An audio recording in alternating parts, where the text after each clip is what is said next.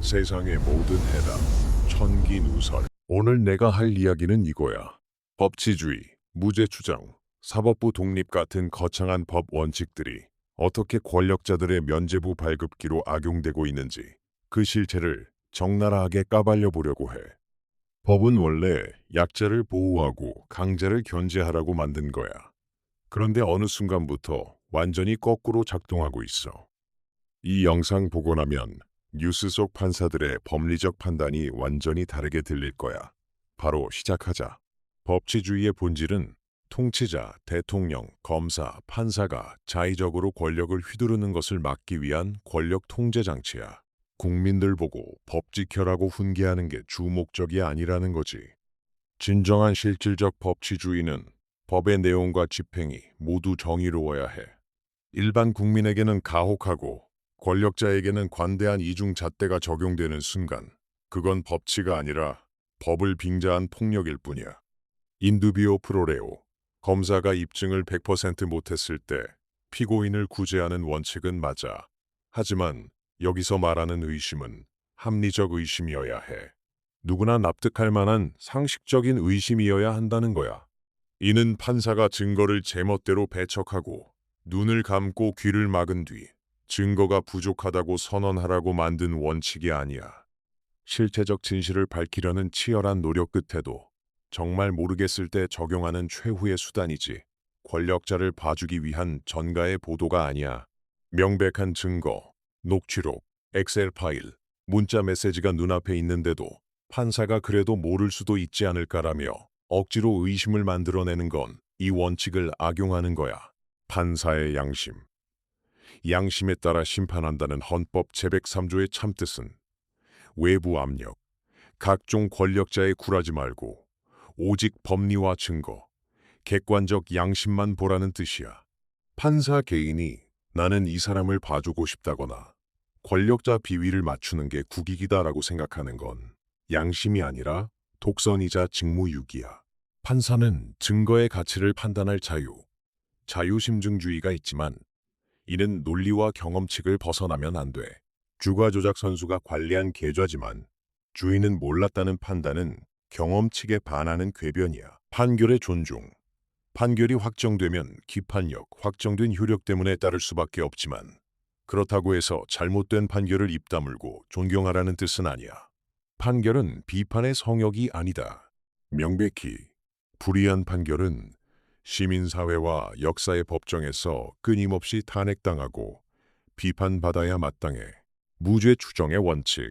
무죄 추정의 원칙은 국가 권력, 판사, 검사가 유죄 판결 확정 전까지 피고인을 범죄자 취급하며 불이익을 주지 말라는 형사소송 절차상의 원칙이야. 일반 시민이나 언론은 드러난 사실관계와 정황 증거를 바탕으로 저 사람은 범죄자일 가능성이 높다고 합리적으로 의심하고 비판할 표현의 자유가 있어. 공인에 대한 의혹 제기와 감시는 민주주의 사회 시민의 의무이지 무죄 추정 원칙 위반이 아니야. Noblesse oblige, noblesse oblige. 원래 뜻은 높은 지위에는 더 큰 책임이 따른다는 거야. 권력, 부, 명예를 많이 누릴수록 그만큼 더 도덕적, 법적 기준도 엄격해야 한다는 거지. 그런데 한국 법정에서는 완전히 거꾸로 작동해. 고위 공직자로서 국가에 기여해온 점, 지금까지 형사처벌을 받은 전력이 없는 점 등을 참작하여 이게 권력자들 재판에서 단골로 나오는 양형 할인 멘트야. 고위 공직자는 법과 제도를 누구보다 잘 알고 막강한 정보와 권한을 가진 사람들이야. 이들이 범죄를 저질렀다는 건 몰라서 실수가 아니라 알면서도 계산하고 저질렀다는 뜻이지. 편의점에서 빵 훔친 서민에게는 법은 누구에게나 엄정해야 한다며 실형을 선고하고 수십억 횡령한 권력자에게는 국가에 기여했다며 집행유예를 준다. 이건 노블레스 프리패스, 특권층 무임승차야. 법 앞에 평등. 헌법 제11조. 법 앞에 모든 국민은 평등하다. 현실에서는 어떻게 쓰이냐?